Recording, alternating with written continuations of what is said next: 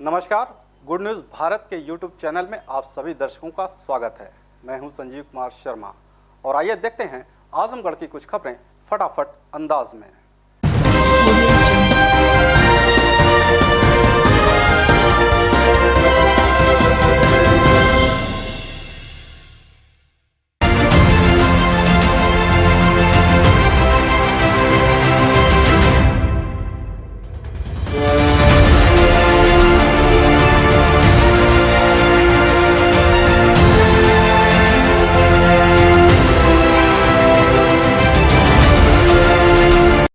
दिल्ली में किसानों के आंदोलन का समर्थन करते हुए प्रगतिशील समाजवादी पार्टी ने कृषि बिल वापस लेने की मांग को लेकर आजमगढ़ कलेक्टर पर किया प्रदर्शन, सौंपा ज्ञापन। बता दें कि इन दिनों दिल्ली में कृषि बिल को वापस लिए जाने की मांग को लेकर किसान कई दिनों से आंदोलित हैं। किसानों के आंदोलन का समर्थन अब धीरे धीरे कई विपक्षी राजनीतिक पार्टियां भी कर रही हैं। इसी कड़ी में आजमगढ़ जिले के कलेक्ट्रेट पर प्रगतिशील समाजवादी पार्टी लोहिया के कार्यकर्ताओं ने जुलूस निकालकर प्रदर्शन किया और कृषि बिल को किसान विरोधी बताते हुए इसे वापस लेने की मांग करते हुए प्रधानमंत्री के नाम संबोधित ज्ञापन एडीएम प्रशासन को सौंपा। इस दौरान प्रगतिशील समाजवादी पार्टी के प्रदेश महासचिव रामदर्शन यादव ने कहा कि किसानों से संबंधित 7 सूत्रीय मांग है, जिसमें प्रमुख है कि किसानों के फसल का न्यूनतम समर्थन मूल्य सरकार तय करे, नहीं तो किसानों के फसल को औने पौने दाम पर पूंजीपति खरीदेंगे। किसान विरोधी जो तीनों बिल केंद्र सरकार ने पास किया है, उसके वापसी के लिए आज प्रगतिशील समाजवादी पूरे प्रदेश में आज ही के दिन वह आंदोलन क्या केवल ज्ञापन देने के लिए, एक नोटिस देने के लिए हम लोग आज सड़कों पर आए हैं। अगर यह मांगे नहीं मानी गई तो इसके बाद हम कोई तारीख निर्धारित करके एक बड़ा आंदोलन करेंगे। इसी के लिए हम लोग केवल इतने कह रहे हैं, हम कहीं बेचें लेकिन एक न्यूनतम मूल्य निर्धारित हो जाए, उससे नीचे हम किसी मंडी में जाए तो न लिया जाए। और उससे पूंजीपति लोग क्या करेंगे, हमारा माल हम लेके गए ट्रैक्टर ट्राली से और ट्रैक्टर ट्राली से ले गए और 5 दिन रोक दिए, हम अपने पौने दाम पर बेचने के लिए मजबूर होंगे। इसलिए हम चाहते हैं कि उसका न्यूनतम मूल्य निर्धारित हो जाए और वह सरकार हमारी इस मांग को, अगर फायदा हो रहा है तो इस मांग को स्वीकार कर ले, हम अपने आंदोलन को वापस ले। आजमगढ़ में किसानों के आंदोलन के समर्थन में प्रदर्शन कर रहे सपा के कार्यकर्ताओं को पुलिस ने लिया हिरासत में, भेजा पुलिस लाइन। बता दें कि किसानों के आंदोलन का समर्थन करने के लिए जा रहे सपा सुप्रीमो अखिलेश यादव को लखनऊ में पुलिस ने हिरासत में ले लिया। इसको लेकर अखिलेश यादव के संसदीय क्षेत्र आजमगढ़ में सपा का गुस्सा फूट पड़ा। सदर विधायक दुर्गा प्रसाद यादव के नेतृत्व में सैकड़ों कार्यकर्ता सड़क पर उतर आए और पार्टी कार्यालय से जुलूस निकालकर कलेक्ट्रेट की ओर कूच करने लगे। इस दौरान पुलिस ने सपा कार्यकर्ताओं को घेर कर रोक लिया और रोडवेज वाहन को बुलाकर सभी पदाधिकारियों सहित सैकड़ों कार्यकर्ताओं को हिरासत में ले लिया। इस दौरान सपा कार्यकर्ताओं ने केंद्र व प्रदेश सरकार के खिलाफ जमकर नारेबाजी करते रहे। देखिए, ये जो कि समाजवादी पार्टी के लोग थे, हो सकता है बाहर अराजकता फैलाते, तो हमारी जनता को किसी प्रकार अराजकता और लड़ाई किसी का सामना न करना पड़े, इसलिए इनको अरेस्ट करके ले जाया गया है। तो कहाँ रखा जाएगा सर इनको पुलिस लाइन ले गए हैं। सपा के निवर्तमान जिला अध्यक्ष हवलदार यादव ने कहा कि केंद्र में मोदी और यूपी में योगी सरकार किसान विरोधी है, किसानों के जमीन को पूंजीपतियों के हाथ गिरवी रखने का काम कर रही है। 8 दिसंबर को भारत बंद का सपा समर्थन करते हुए किसानों को जगाने का काम करेगी। यह मोदी योगी की सरकार किसान विरोधी सरकार है, गरीब विरोधी सरकार है। रोक करके यह सरकार किसानों के जमीन को पूंजीपतियों के हाथ गिरवी रखना चाहती है। जो ये काला कानून पास हुआ है, उस काला कानून में आवश्यक वस्तु अधिनियम, जिससे गलत भंडारण की, जो लोग भंडारण करके काले धन का प्रयोग करते थे, उनको रोकने वाला जो कानून 1955 में बना था, उसको मोदी की सरकार ने खत्म करके पूंजीपतियों को खुली लूट की छूट दे दिया है। प्रदर्शन तो अभी हम लोगों ने सांकेतिक किया है, अभी इससे बड़े बड़े प्रदर्शन होंगे। किसान को हम जगाएंगे, उठो, तुम्हें लूटने का प्रयास सरकार कर रही है। मोदी योगी दोनों लोग लूट रहे हैं, धर्म का वास्ता देकर, जात का वास्ता देकर, ये आपको मूर्ख बना करके आपकी लूट हो रही है। और निश्चित तौर पर कल जो बंद होगा, भारत बंद जो आह्वान किया किसानों ने, उसमें समाजवादी पार्टी का भरपूर समर्थन होगा। ये हम व्यापारियों से अपील करेंगे, अधिवक्ताओं से अपील करेंगे, मजदूर संगठनों से अपील करेंगे। आजमगढ़ जिले के कई महाविद्यालयों के छात्र नेताओं ने छात्र संघ चुनाव की तिथि घोषित करने की मांग को लेकर किया प्रदर्शन, सौंपा ज्ञापन। जिलाधिकारी कार्यालय के सामने प्रदर्शन कर रहे जिले के शिवली नेशनल पीजी कॉलेज के छात्र नेता योगेश पाल योगी ने बताया कि इस समय कई तरह के चुनाव सरकार द्वारा कराया जा रहा है। ऐसे में महाविद्यालयों में भी छात्र संघ चुनाव होना चाहिए, लेकिन महाविद्यालयों में होने वाले चुनाव की तिथि अभी तक घोषित नहीं किया गया, जबकि कार्यकाल पूरा हो चुका है। छात्र नेताओं ने जिलाधिकारी को ज्ञापन सौंप मांग किया है कि छात्र कॉलेजों में छात्र संघ चुनाव कराए जाने के लिए जल्द से जल्द तारीख की घोषणा की जाए। मामला ये है कि छात्र संघ चुनाव के लिए जो हम लोग को डेट के लिए टरकाया जा रहा है, उसको जो है जल्द से जल्द कोई डेट दिया जाए हम लोग की छात्र संघ चुनाव कराने के, क्योंकि हर चुनाव हो रहा है, जो कि एमएलसी का चुनाव हुआ, दीवानी का चुनाव हुआ और बहुत सारे चुनाव हो रहे हैं।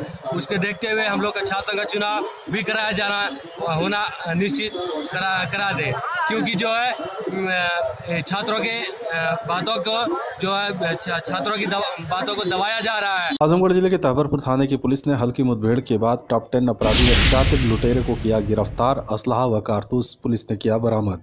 बता दें कि तहबरपुर थाने की पुलिस ने क्षेत्र में वाहनों की चेकिंग कर रही थी कि इसी बीच मुखबिर से सूचना मिली कि जिले के टॉप 10 अपराधी व शातिर लुटेरा भगवान सिंह यादव ढढ़नी नहर पुलिया के पास मौजूद है, अपने साथ किसी साथी का इंतजार कर रहा है। पुलिस ने मुखबिर की सूचना पर ढढ़नी नहर पुलिया के पास पहुंची तो पुलिस को देख बदमाश ने फायर कर दिया। आत्मरक्षा जवाबी कार्रवाई करते हुए पुलिस ने घेराबंदी कर शातिर लुटेरे भगवान सिंह यादव को गिरफ्तार कर लिया। उसके पास से मौजूद असलहा व कारतूस को भी पुलिस ने बरामद कर लिया। पकड़ा गया बदमाश तहबरपुर थाना क्षेत्र के पटखौली गांव का निवासी है। उसके ऊपर जिले के कई थानों में हत्या प्रयास व लूट के 7 मुकदमे दर्ज हैं। खबरों में हो चला है एक छोटे से ब्रेक का, मिलते हैं ब्रेक के बाद। आप देखते रहिए गुड न्यूज़ भारत।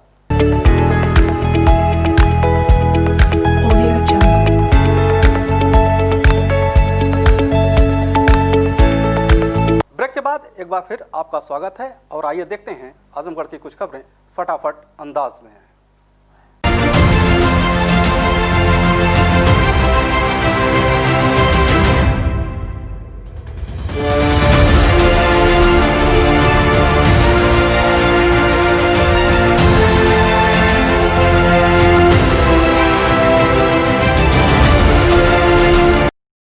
लालगंज के पूर्व विधायक बेचई सरोज के नेतृत्व में सद्दो पट्टी में कृषि बिल के विरोध में निकाली गई किसान यात्रा। विधानसभा लालगंज के पूर्व विधायक बेचई सरोज के नेतृत्व में कृषि बिल के विरोध में सोमवार को किसान यात्रा निकाली गई। समाजवादी पार्टी के आह्वान पर सद्दो पट्टी ग्राम तक निकाली गई इस किसान यात्रा में बड़ी संख्या में पार्टी के कार्यकर्ता शामिल रहे। कृषि बिल वापस लो और किसान आय बढ़ाओ के साथ किसान के सम्मान में समाजवादी मैदान में जैसे नारों से पूरा क्षेत्र गूंज उठा। पूर्व विधायक बेचई सरोज ने कहा कि जब तक किसान बिल वापस नहीं होगा समाजवादी पार्टी के एक एक कार्यकर्ता अपना विरोध प्रदर्शन करते रहेंगे। इस अवसर पर विधानसभा अध्यक्ष लालगंज राजनारायण यादव, सेक्टर प्रभारी मुन्ना सरोज, अभिषेक सरोज, सेक्टर प्रभारी लल्लन यादव, लालगंज अल्पसंख्यक अध्यक्ष सहीम खान, तालिब तबरेज, कृष्ण कुमार यादव के साथ भारी संख्या में पार्टी के कार्यकर्ता उपस्थित रहे।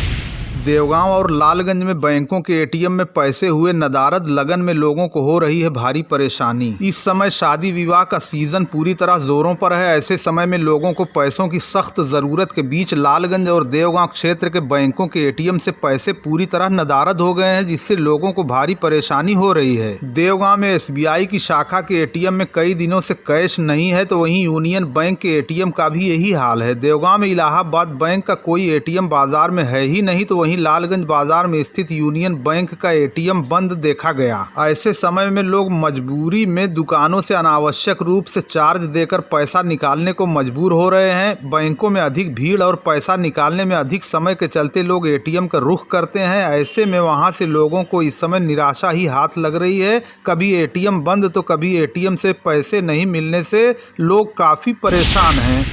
सराय मारूफ छावनी पर NH 233 के अधिकारियों ने बिना मुआवजा दिए ही ध्वस्त कर दिया 2 मंजिला मकान। लुम्बिनी से सारनाथ तक निर्मित हो रहे नेशनल हाईवे 233 पर सराय मारूफ में स्थित रेतमा चंद्रभानपुर के प्रधान दीपक पांडे का 2 मंजिला मकान बिना मुआवजा दिए ही ध्वस्त कर दिए जाने का उन्होंने आरोप लगाया है। उनका कहना है कि उनका बंटवारा शुदा आबादी पर मकान निर्मित था, जिसका लोग कह रहे हैं कि मुआवजा नहीं मिलेगा, लेकिन उनके बने मकान का मुआवजा भी नहीं दिया गया तथा जबरदस्ती समय दिए बगैर ही सराय मारूफ में स्थित उनका 2 मंजिला मकान ध्वस्त करा दिया गया, जिससे उनका शटर, साइडा, अलमारी आदि सब तहस नहस हो गया।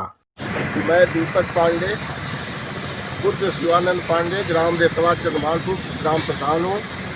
हमारा मकान ग्राम सराय मारूफ छावनी पे 2 तल्ला मकान था, जिसको NHI के लोगों ने और कर्मचारियों के दबाव से हमारे मकान का 1 रुपये का भी मुआवजा न दिया गया है आज तक।